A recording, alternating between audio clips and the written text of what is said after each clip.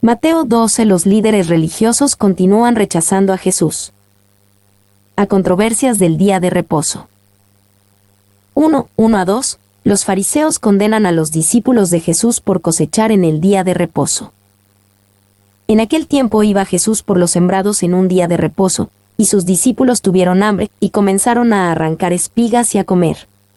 Viéndolo los fariseos, le dijeron: He aquí tus discípulos hacen lo que no es lícito hacer en el día de reposo. Sus discípulos tuvieron hambre, y comenzaron a arrancar espigas y a comer. No había nada de malo en lo que ellos hicieron, porque su espigueo no era considerado robo de acuerdo con Deuteronomio 23:25. El problema fue solo el día en el que lo hicieron. Los rabís hicieron una lista elaborada de artículos para hacer y no hacer en el día del reposo, y esto violaba varios artículos de la lista. Y, por cierto, aprendemos de esta historia que nuestro Señor y sus discípulos eran pobres, y que el que alimentó a las multitudes no utilizó su poder milagroso para alimentar a sus propios seguidores, sino que los dejó hasta que hicieron lo que los pobres se ven obligados a hacer para suplir un poco de comida para sus estómagos. Spurgeon. 2. La ley de Israel permitía a la gente que viajaba por un área segar suficiente grano para una pequeña comida de los campos en esa área. Deuteronomio 23:25. Se les ordenaba a los agricultores no cosechar completamente sus cultivos para dejar un poco para los que viajaban y para los pobres. 3. Mateo acaba de citar a Jesús ofreciéndonos un yugo fácil y una carga ligera. Ahora nos demuestra el tipo de cargas pesadas y yugos difíciles que los líderes religiosos ponían sobre su pueblo. Cuando los discípulos comenzaron a arrancar espigas y a comer, en los ojos de los líderes religiosos eran culpables de cosechar, trillar, aventar, preparar comida. Esto representaba 4 violaciones del día de reposo en una boca llena. 4. En este tiempo, muchos rabís llenaban el judaísmo con rituales elaborados relacionados al día de reposo y observancia de otras leyes. Los rabís antiguos enseñaban que en el día de reposo un hombre no podía cargar algo en su mano derecha o en su mano izquierda, encima de su pecho o en sus hombros, pero podía cargar algo con la parte de atrás de su mano, con su pie, codo, o en el oído, en la oreja, en el cabello, en el borde de su camisa, o en su zapato o sandalia. En el día de reposo estaba prohibido atar un nudo, excepto la mujer podía atar un nudo en su faja. Así que si se tenía que sacar un balde de agua del pozo, no se podía atar una cuerda a la cubeta, pero una mujer podía atar su faja a la cubeta y después a la cuerda. Los judíos eran tan supersticiosos con respecto a la observancia del día de reposo, que en sus guerras contra Antíoco Epífanes y los romanos, ellos pensaban que era un crimen el simple hecho de intentar defenderse en el día de reposo. Cuando sus enemigos vieron esto, pararon sus operaciones hasta ese día. Fue por medio de esto que a Pompeyo se le permitió tomar Jerusalén. Clarke. He aquí tus discípulos hacen lo que no es lícito hacer en el día de reposo. Jesús nunca violó el mandato de Dios de observar el día de reposo ni aprobó que sus discípulos violaran el mandato de Dios para el día de reposo, pero a menudo rompió las adiciones legalistas del hombre a esa ley y a veces parece haber roto deliberadamente esas añadiduras del hombre.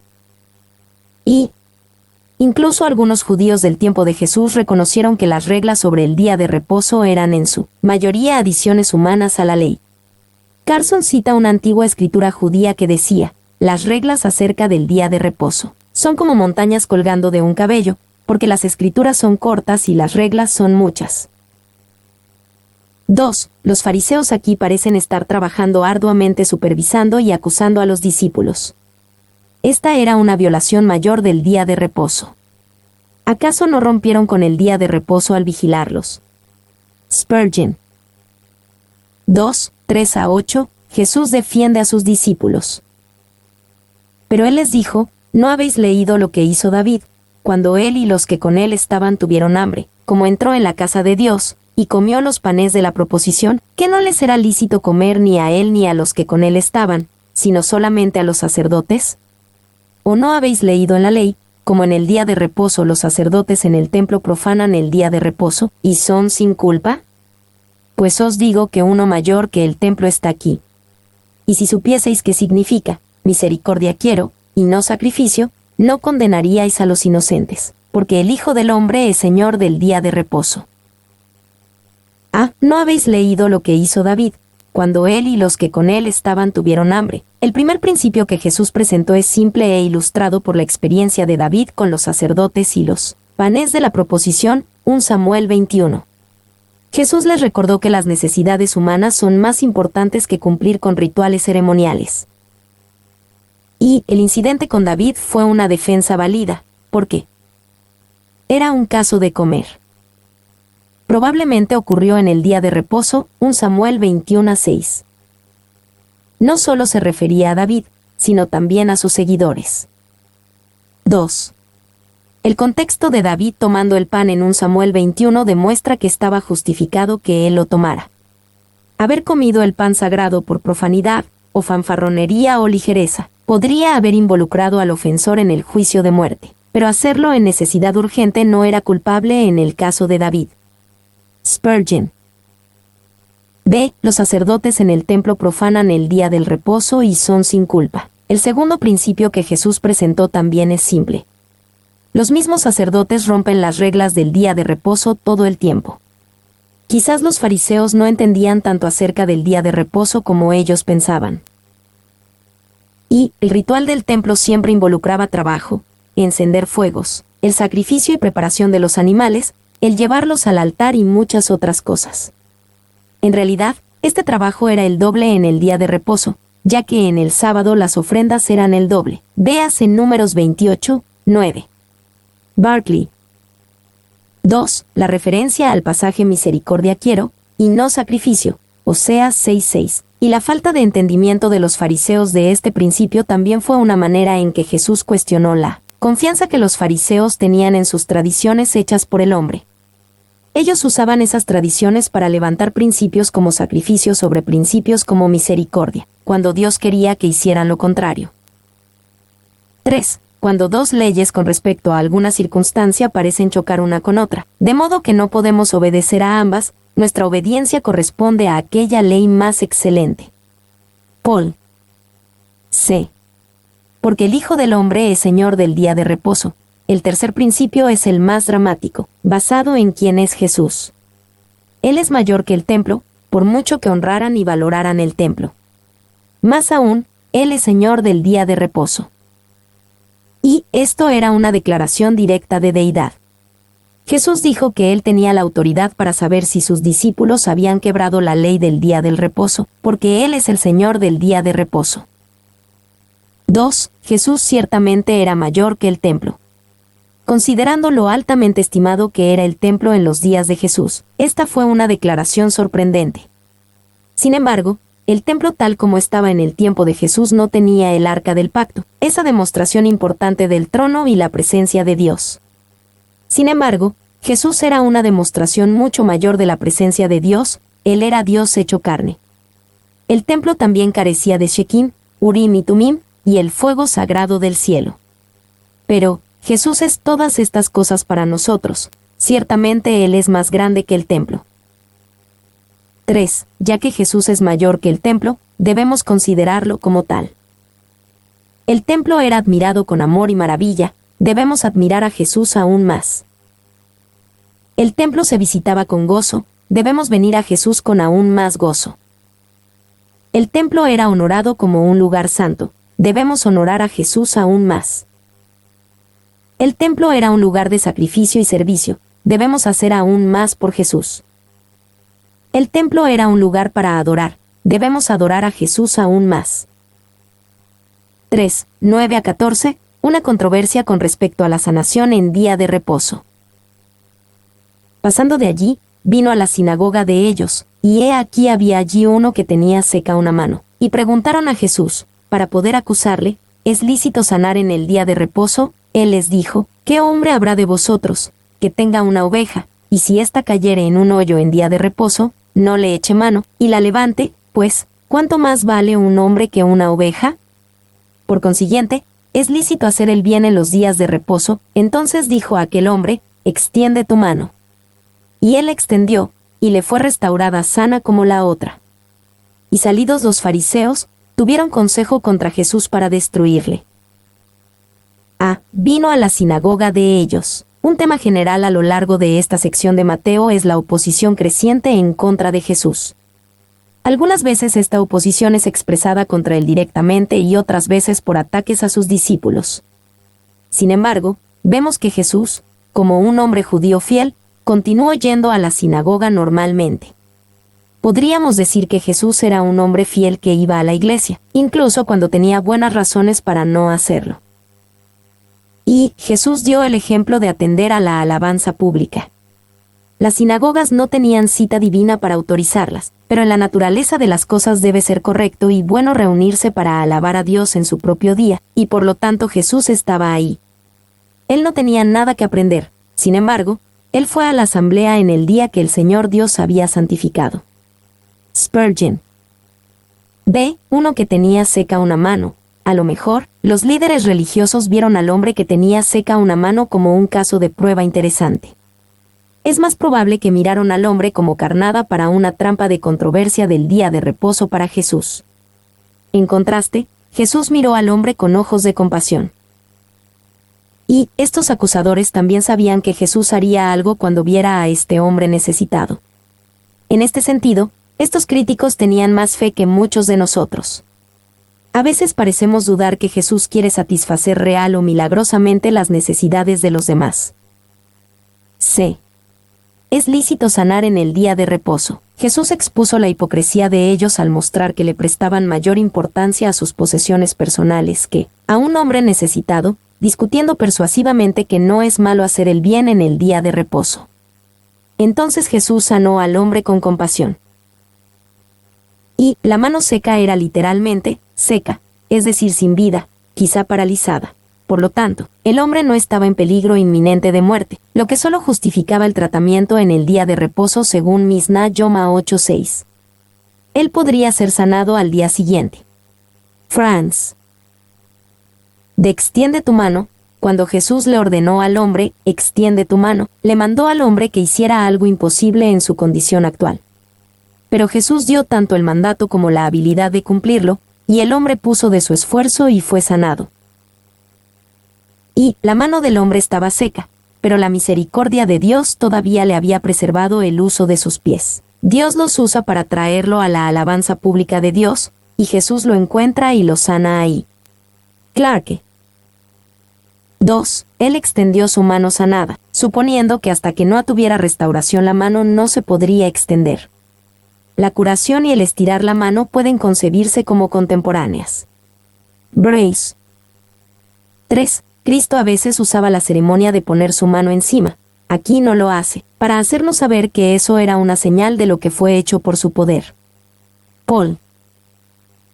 Salidos los fariseos, tuvieron consejo contra Jesús para destruirle. En respuesta a esta demostración de compasión, poder y sabiduría, los fariseos, debido a sus corazones endurecidos, no respondieron en adoración reverente y sumisión sino en rechazo endurecido y asesino.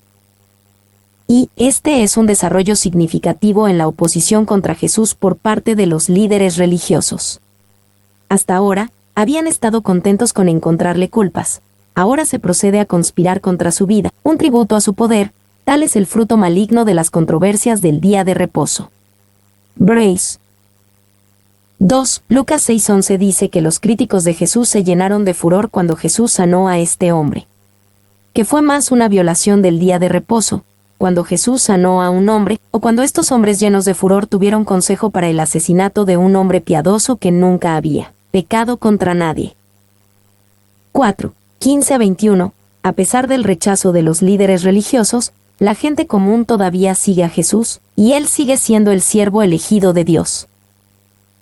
Sabiendo esto Jesús, se apartó de allí, y le siguió mucha gente, y sanaba a todos, y les encargaba rigurosamente que no le descubriesen, para que se cumpliese lo dicho por el profeta Isaías, cuando dijo: He aquí mi siervo, a quien he escogido. Mi amado, en quien se agrada mi alma. Pondré mi espíritu sobre él. Y a los gentiles anunciará juicio. No contenderá, ni voceará. Ni nadie oirá en las calles su voz. La caña cascada no quebrará. Y el pábilo que humea no apagará. hasta que saque a victoria el juicio. Y en su nombre esperarán los gentiles. Sabiendo esto Jesús, se apartó de allí, por un tiempo. Jesús se apartó un poco del ministerio público mientras la oposición contra él incrementó. Esto no fue por cobardía, sino por respeto al tiempo de Dios para el curso y culminación de su ministerio. No se podía permitir que alcanzara su punto máximo demasiado pronto. Y le siguió mucha gente, y sanaba a todos. Jesús hizo lo que pudo para escapar de las multitudes, pero las multitudes simplemente lo siguieron. Sin embargo, él respondió con compasión y sanaba a todos. Y esta es una de las pocas referencias en los evangelios de Jesús sanando a todos en una ocasión específica. Sin embargo, es importante y apropiado aquí. Mateo quiere que sepamos que la presión de la multitud no hizo que Jesús se impacientara o enojara. También quiere que sepamos que la determinación de esta multitud era evidencia de su fe, por lo tanto, todos fueron sanados. He aquí mi siervo, a quien he escogido. La cita de Isaías 42, 1, 5 habla del carácter tierno del Mesías, quien es al siervo de Yahvé. Esta era una designación importante y común de Jesús. Y Jesús se describió a sí mismo como siervo en Mateo 20, 25-28, Mateo 23, 11, Marcos 9, 35, Marcos 10, 43-45. Pero Jesús no es solamente un siervo. Él es el siervo, y todos deben mirar al que el Señor llama mi siervo. 2. Jesús el siervo es un ejemplo para nosotros como siervos, pero Él es mucho más que eso. Él es nuestro siervo. Él nos sirve a nosotros, no solamente por lo que hizo en el pasado, sino que también nos sirve todos los días por medio de su amor constante, cuidado, dirección e intercesión. Jesús no dejó de servir cuando se fue al cielo. Él sirve a su pueblo más efectivamente que nunca desde el cielo. No contenderá, ni voceará, ni nadie oirá en las calles su voz. Esto no quiere decir que Jesús nunca habló con voz alta. Se refiere a su corazón y acciones gentiles y humildes. Jesús no abrió su camino con una personalidad imponente y ruidosa, o una plática abrumadora. En cambio, Jesús hizo una impresión en otros por medio del Espíritu de Dios sobre él. La caña cascada no quebrará, y el pábilo que humea no apagará. Esta es otra referencia al carácter dócil de Jesús. Una caña es una planta frágil, y si la caña está cascada el siervo tratará con ella tan dócilmente que no la quebrará. Y si el pábilo, usado como mecha para una lámpara de aceite, no prende sino solo humea, él no lo apagará hasta extinguirlo, sino que el siervo lo nutrirá tan dócilmente abanicándolo hasta que sea flama. Y, a menudo sentimos que Dios trata ásperamente con nuestras debilidades y fallas. Pero hace exactamente lo opuesto. Él trata con ellas dócil y tiernamente, ayudándolas hasta que la caña cascada esté fuerte y el pábilo que humea esté en buena llama. 2. Jesús ve el valor en una caña cascada, aun cuando nadie más lo puede ver. Él puede hacer música hermosa de una caña cascada mientras pone de su fuerza. Aunque un pábilo que humea no sirve para nada, Jesús sabe lo valioso que puede ser cuando se refresca con aceite. Muchos de nosotros somos como la caña cascada, y necesitamos ser fortalecidos con poder en el hombre interior por su espíritu, Efesios 3:16. Otros son como el pábilo que humea, y solo pueden arder brillantemente para el Señor nuevamente cuando estamos empapados en aceite, con un suministro constante, mientras somos llenos del Espíritu Santo. En su nombre esperarán los gentiles. Finalmente, la cita de Isaías 42 también habla del ministerio de Jesús a los gentiles. Esto fue algo sorprendente o quizá hasta ofensivo para los lectores judíos de Mateo, pero obviamente es bíblico, según Isaías 42. Rechazo continuo de los líderes religiosos. 1. 22-24, Jesús sana a un hombre poseído por un demonio. Entonces fue traído a él un endemoniado, ciego y mudo, y le sanó, de tal manera que el ciego y mudo veía y hablaba, y toda la gente estaba atónita, y decía, ¿será este aquel hijo de David? Mas los fariseos, al oírlo, decían, este no echa fuera los demonios sino por Belcebú, príncipe de los demonios. Le sanó, de tal manera que el ciego y mudo veía y hablaba, De nuevo, Jesús demostró su poder y autoridad completa sobre los demonios, echando fuera poderes demoníacos, lo cual las tradiciones de esos días consideraban imposible. B. ¿Será este aquel hijo de David? La multitud reaccionó con expectación mesiánica, pero los líderes religiosos reaccionaron atribuyendo el poder de Jesús al príncipe de los demonios. Este no echa fuera los demonios sino por Belcebú. Y la acusación de los fariseos equivale a una acusación de brujería, una que siguió siendo dirigida contra Jesús en la polémica judía posterior. France. 2. Que otros censuren con los fariseos, nosotros asombrémonos con las multitudes. 2, 25 a 29, Jesús responde a la acusación de que obra por el poder de Satanás. Sabiendo Jesús los pensamientos de ellos, les dijo: todo reino dividido contra sí mismo es asolado, y toda ciudad o casa dividida contra sí misma no permanecerá, y si Satanás echa fuera a Satanás, contra sí mismo está dividido, ¿cómo, pues, permanecerá su reino? Y si yo echo fuera los demonios por Belcebú, ¿por quién los echan vuestros hijos? Por tanto, ellos serán vuestros jueces, pero si yo por el Espíritu de Dios echo fuera los demonios, ciertamente ha llegado a vosotros el reino de Dios, porque, ¿cómo puede alguno entrar en la casa del hombre fuerte y saquear sus bienes, si primero no le ata? Y entonces podrá saquear su casa. Sabiendo Jesús los pensamientos de ellos, esto fue notable, pero no necesariamente fue una marca de la divinidad de Jesús. El Espíritu Santo puede dar el don de conocimiento sobrenatural a una persona, la palabra de ciencia mencionada en 1 Corintios 12:8. B. Todo reino dividido contra sí mismo es asolado. Jesús lógicamente observaba que no tiene sentido para Satanás echar fuera a Satanás. Los fariseos necesitaban explicar cómo Satanás se beneficiaría por la obra que Jesús acababa de hacer. Y un diablo puede ceder y dar lugar a otro, para obtener mayor ventaja para toda la sociedad, pero uno nunca se pelea con otro. Paul. 2. Satanás puede ser malvado, dice en efecto, pero no es un tonto. Bruce. Cualquier culpa que tengan los diablos, no están en contienda entre ellos. Esa culpa está reservada para los que sirven a un mejor maestro. Spurgeon. C. ¿Por quién los echan vuestros hijos? Jesús hizo una pregunta basada en su premisa, equivocada, de que él obraba por el poder de Satanás. Si eso fuera cierto, entonces, ¿cómo los echaban fuera sus propios exorcistas judíos? Y los exorcistas judíos operaban de manera convencional por medio de hierbas y fórmulas mágicas, y los resultados probablemente eran insignificantes. La práctica fue sancionada por costumbre y fue inofensiva. Pero para echar fuera demonios, como en todas las demás cosas, Jesús fue original, y su método fue demasiado eficaz. Su poder, manifestado a todos, fue su ofensa. Brace. 2. La envidia hace que las personas condenen en uno lo que aprueban en otro. Spurgeon. 3. Yo por el Espíritu de Dios echo fuera los demonios. Aunque nuestro Señor tenía poder propio, Él honró al Espíritu de Dios y obró por medio de su energía, y mencionó el hecho que así lo hacía. Spurgeon. D. Y entonces podrá saquear su casa.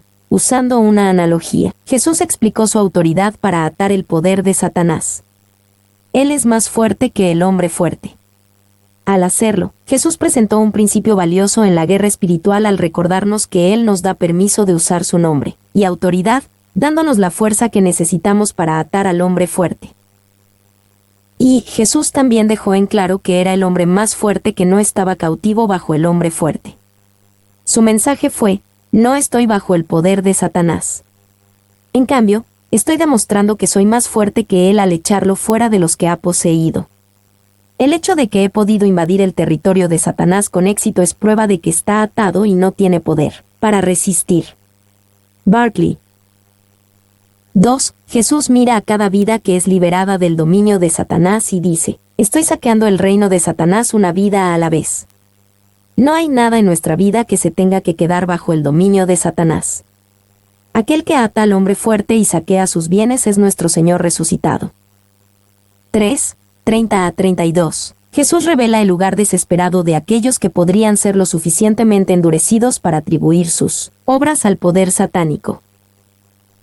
El que no es conmigo, contra mí es, y el que conmigo no recoge, desparrama. Por tanto os digo, todo pecado y blasfemia será perdonado a los hombres, mas la blasfemia contra el Espíritu no le será perdonada. A cualquiera que dijere alguna palabra contra el Hijo del Hombre, le será perdonado, pero al que hable contra el Espíritu Santo, no le será perdonado, ni en este siglo ni en el venidero. El que no es conmigo, contra mí es. Jesús primeramente eliminó las ilusiones sobre cualquier respuesta neutral a él o su obra. Si uno no es con él, entonces es contra él. Si uno no trabaja con Jesús, ya sea por oposición activa o indiferencia pasiva, ese trabaja en contra de Jesús. El que conmigo no recoge, desparrama. Y solamente dos fuerzas están trabajando en el mundo, el recoger y el desparramar. Cualquiera que hace una contradice a la otra. Morgan. B. Blasfemia contra el Espíritu no le será perdonada. Jesús advirtió solemnemente a los líderes religiosos que no lo rechazaran. Su rechazo de Jesús, especialmente considerando lo que habían visto de Jesús y sus obras, mostró que estaban rechazando completamente el ministerio del Espíritu Santo. Ese ministerio es para testificar de Jesús, por eso se advirtió acerca de cometer el pecado imperdonable. Y el ministerio principal del Espíritu Santo es testificar de Jesús. Él dará testimonio acerca de mí. Juan 15:26. Cuando ese testimonio de Jesús es total y finalmente rechazado, uno realmente ha blasfemado contra el Espíritu Santo y esencialmente lo ha llamado mentiroso con respecto a su testimonio de Jesús. Los líderes religiosos estaban cerca de hacer esto. 2. El rechazar a Jesús a distancia o con poca información es malo. El rechazar el testimonio del Espíritu Santo acerca de Jesús es fatal. C. No le será perdonado, ni en este siglo ni en el venidero. Las consecuencias eternas de este pecado nos obligan a considerarlo seriamente. Por lo tanto, ¿cómo se puede saber si de hecho se ha blasfemado contra el Espíritu Santo? El hecho de que uno desee a Jesús en absoluto muestra que no es culpable de este pecado. Sin embargo, el rechazo continuo de Jesús nos endurece más en contra de Él y nos pone en un camino de rechazo total y final de Él. Y algunas personas por broma o por reto dicen intencionalmente palabras que suponen que cometen el pecado de blasfemia contra el Espíritu. Piensan que es una cosa ligera el bromear con la eternidad. Sin embargo, la verdadera blasfemia contra el Espíritu es más que una fórmula de palabras. Es una disposición establecida de la vida que rechaza el testimonio del Espíritu Santo en cuanto a Jesús. Aun si alguien ha dicho tales cosas intencionalmente, se puede arrepentir y evitar un rechazo firme de Jesús. 2. Muchas personas sinceras han estado gravemente preocupadas con aprensiones de haber cometido el pecado imperdonable, pero nótese que ningún hombre que cree en la misión divina de Jesucristo puede cometer este pecado. Por lo tanto, que ningún corazón de hombre falle por causa de esto, de ahora en adelante y para siempre. Amén. Clarke. 4. 33-37. Las palabras de los líderes religiosos traicionan la depravación de sus corazones. O haced del árbol bueno, y su fruto bueno, o haced del árbol malo, y su fruto malo, porque por el fruto se conoce el árbol, generación de víboras. ¿Cómo podéis hablar lo bueno, siendo malos? Porque de la abundancia del corazón habla la boca. El hombre bueno, del buen tesoro del corazón saca buenas cosas. Y el hombre malo, del mal tesoro saca malas cosas. Mas yo os digo que de toda palabra ociosa que hablen los hombres, de ella darán cuenta en el día del juicio, porque por tus palabras serás justificado, y por tus palabras serás condenado. Por el fruto se conoce el árbol. El fruto malo de sus palabras, cuando condenaron a Jesús, traicionó la raíz mala creciendo en sus corazones.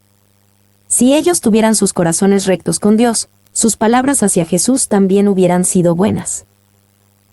B. Generación de víboras. Con estas palabras, Jesús esencialmente llamó a los líderes religiosos hijos de Satanás. Eran una generación asociada con la víbora, no con Dios. Era esta naturaleza malvada la que les causó hablar mal de Jesús. ¿Cómo podéis hablar lo bueno, siendo malos? C. De la abundancia del corazón habla la boca, nuestras palabras revelan nuestro corazón. Si hubiera buen tesoro en el corazón de estos líderes religiosos, se mostraría en sus buenas cosas. Y toda palabra ociosa que hablen los hombres, de ella darán cuenta en el día del juicio. Se tiene que rendir cuentas por las palabras ociosas e inútiles, entonces ¿qué de las malas y perversas? 2. Adam Clarke dijo que el sentido de la palabra griega utilizada para palabra ociosa es una palabra que no hace nada, que ni ministra gracia ni instrucción para aquellos que las oyen. Si esto es cierto, muchos predicadores podrían encontrarse culpables de este pecado. D. Porque por tus palabras serás justificado, y por tus palabras serás condenado. Con esto Jesús respondió una objeción anticipada, que hacía demasiado de meras palabras. En cambio, debido a que las palabras reflejan el corazón, uno puede ser juzgado correctamente por sus palabras. Y Pablo también escribió acerca de la importancia de nuestras palabras, que si confesares con tu boca que Jesús es el Señor, y creyeres en tu corazón que Dios le levantó de los muertos, serás salvo. Romanos 10:9. C. Los escribas y fariseos le piden una señal a Jesús. 1. 38 a 40, Jesús responde a la petición de los escribas y fariseos. Entonces respondieron algunos de los escribas y de los fariseos, diciendo, Maestro, deseamos ver de ti señal.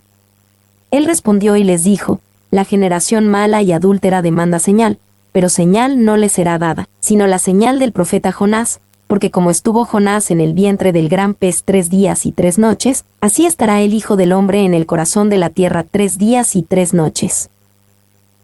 Maestro, deseamos ver de ti señal. Su deseo de ver una señal realmente representaba otra manera en la cual esperaban rechazarlo. Si Jesús sí proveía una señal, ellos encontrarían una manera de hablar en contra de ella, así demostrando a sí mismos que Jesús era el que ellos ya creían que era, un emisario de Satanás. Mateo 12:24. Y el respeto y la seriedad aparentes de la petición son fingidos. Maestro, deseamos ver de ti, posición enfática, una señal. Le recuerda a uno el falso homenaje de los soldados en la pasión, Mateo 27:31. Brace. 2. ¿Que no les había mostrado Cristo suficientes señales? ¿Qué de todos los milagros que había hecho ante sus ojos? O dicen esto de curiosidad ociosa, o lo dicen en oposición directa. Paul. D. La generación mala y adúltera demanda señal. Jesús condenó el hecho de que buscaran una señal, especialmente después de que ya había hecho innumerables señales ante sus ojos. Es fácil sobreestimar el poder de señales milagrosas para cambiar el corazón de los escépticos y los que dudan. C. La señal del profeta Jonás. Jesús les aseguró una señal, pero la gran señal que enseñaría era la señal de un Jesús resucitado. Jonás era un profeta en un sentido más allá de su predicación a Nínive, porque su vida fue una profecía de la muerte y resurrección de Jesús. D. Como estuvo Jonás en el vientre del gran pez 3 días y 3 noches. Ciertamente Jonás fue una imagen de la obra de Jesús. Jonás dio su vida para apaciguar la ira de Dios sobre otros. Pero la muerte no lo detuvo. Después de 3 días y 3 noches encarcelado, estaba vivo y libre. Esta es una imagen gloriosa de Jesús en un lugar inesperado. Y, ya que Jesús aquí se refiere a 3 días y 3 noches, algunos piensan que Jesús tuvo que pasar al menos 72 horas en la tumba. Esto altera la mayoría de las cronologías de la muerte y resurrección de Jesús, y es innecesario, porque no tiene en cuenta el uso de antiguas figuras retóricas. El rabino Eleazar ben Azaria, alrededor del año 100 después de Cristo, citado en Clarke y otras fuentes, explicó esta forma de hablar cuando escribió, un día y una noche hacen un día entero, y una parte de un día entero es contado como todo un día. Esto demuestra como en los tiempos de Jesús, la frase 3 días y 3 noches no significaba necesariamente un periodo completo de 72 horas, sino un periodo que incluye al menos las porciones de 3 días y 3 noches. Puede haber otras buenas razones para desafiar la cronología tradicional de la muerte y resurrección de Jesús, pero no es necesario para cumplir las palabras de Jesús aquí. 2. Si Jesús resucitó de la muerte el primer día o el quinto día, podríamos decir, Jesús era un mentiroso y un falso profeta. Él dijo que iba a resucitar el tercer día, pero se equivocó. Pero Jesús no se equivocó. Él nunca se equivoca. 3. Sin embargo, no debemos de perder de vista el enfoque aquí. Tú estás pidiendo una señal, yo soy la señal de Dios. Tú has fallado en reconocerme. Los ninivitas reconocieron la advertencia de Dios en Jonás. La reina de Sabá reconoció la sabiduría de Dios en Salomón. Barclay. 2. 41 a 42. Jesús anuncia la condenación de los líderes religiosos a manos de los ninivitas y la reina del sur. Los hombres de Nínive se levantarán en el juicio con esta generación, y la condenarán, porque ellos se arrepintieron a la predicación de Jonás, y he aquí más que Jonás en este lugar. La reina del sur se levantará en el juicio con esta generación, y la condenará, porque ella vino de los fines de la tierra para oír la sabiduría de Salomón, y he aquí más que Salomón en este lugar. Los hombres de Nínive se levantarán en el juicio con esta generación, y la condenarán, hablando claro, una mayor luz requiere un mayor juicio. Tanto Nínive como la reina del sur se arrepintieron a pesar de que tenían una luz menor que brillaba en medio de ellos. El rechazo de la mayor luz por los líderes religiosos era indefendible. Y Adam Clarke describió varias maneras en que el testigo de Jesús era más que Jonás. Cristo, quien predicó a los judíos, era infinitamente mayor que Jonás, en su naturaleza, persona y misión. Jonás predicó arrepentimiento en Nínive solamente 40 días, y Cristo predicó entre los gentiles por varios años. Jonás no obró milagros para autorizar su predicación, pero Cristo obró milagros todos los días, en cada lugar donde iba, y de todo tipo. A pesar de todo esto, el pueblo de Judea no se arrepintió, y el de Nínive sí. He aquí más que Salomón en este lugar. Salomón era el hijo de David, y uno de los grandes títulos mesiánicos de Jesús es Hijo de David. Jesús era mucho más un hijo de David que Salomón. Y nuevamente estamos impresionados por la grandeza de la autodeclaración de Jesús. Pararse frente a estos líderes religiosos y declarar ser más que el rey más rico y sabio de Israel fue audaz. Sin embargo, la audacia aparente de Jesús estaba bien justificada. 3. 43 a 45. Las consecuencias peligrosas de su rechazo de Jesús. Cuando el espíritu inmundo sale del hombre, anda por lugares secos, buscando reposo, y no lo halla, entonces dice, volveré a mi casa de donde salí, y cuando llega, la halla desocupada, barrida y adornada, entonces va, y toma consigo otros 7 espíritus peores que él, y entrados, moran allí, y el postrer estado de aquel hombre viene a ser peor que el primero. Así también acontecerá a esta mala generación. Cuando el espíritu inmundo sale del hombre, en contexto, el punto principal de Jesús no estaba sobre el principio de posesión demoníaca. Él explicó la seriedad de rechazarlo tan completamente como lo hicieron los líderes religiosos. Y este rechazo y oposición de Jesús los dejaría mucho peor que nunca. Esta mala generación ejemplificada por los líderes religiosos que estaban rechazando a Jesús encontraría su postrer estado, peor que el primero. En gran medida ellos rechazaron a Jesús porque no era lo suficiente mesiánico para su gusto, en el sentido de ser un Mesías político y militar. Sin embargo, su sed por este tipo de Mesías los llevaría a la ruina para el año 70 después de Cristo. 2. Sin embargo, el uso de la ilustración nos demuestra algunos principios interesantes de posesión demoníaca, y nos muestra que Jesús lo consideró un fenómeno real y no solo una superstición contemporánea. Si no hubiera habido realidad de posesiones demoníacas, nuestro Señor apenas hubiera apelado a un caso de este tipo, para señalar el estado real del pueblo judío y la desolación que estaba viniendo sobre ellos. Clarke. Cuando el espíritu inmundo sale del hombre, anda por lugares secos, buscando reposo, y no lo halla. Aparentemente, los demonios, o al menos algunos de ellos, desean un huésped humano y buscan un lugar entre los vacíos, viéndolo como una invitación. Y el diablo no puede descansar donde no tiene travesuras que hacer a los hombres. Pole. 2. Volveré a mi casa. El maligno llama al hombre, mi casa. Su audacia es asombrosa. Él no construyó ni compró esa casa, y no tiene derecho a ella. Spurgeon.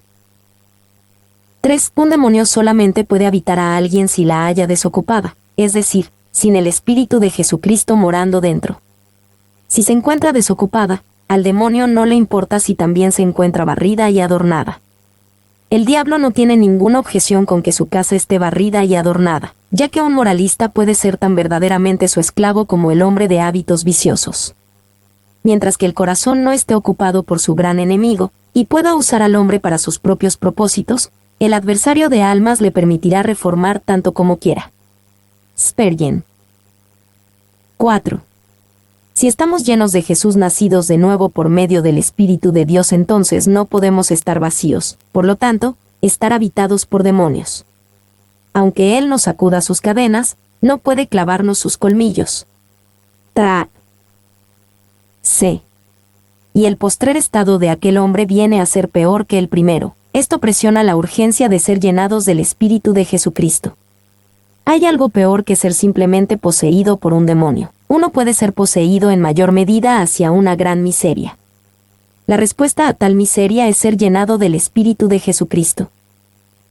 4. 46 a 50, Jesús identifica a su familia verdadera. Mientras él aún hablaba a la gente, he aquí su madre y sus hermanos estaban afuera, y le querían hablar. Y le dijo uno, he aquí tu madre y tus hermanos están afuera, y te quieren hablar. Respondiendo él al que le decía esto, dijo, ¿quién es mi madre, y quiénes son mis hermanos? Y extendiendo su mano hacia sus discípulos, dijo, he aquí mi madre y mis hermanos. Porque todo aquel que hace la voluntad de mi Padre que está en los cielos, ese es mi hermano, y hermana, y madre.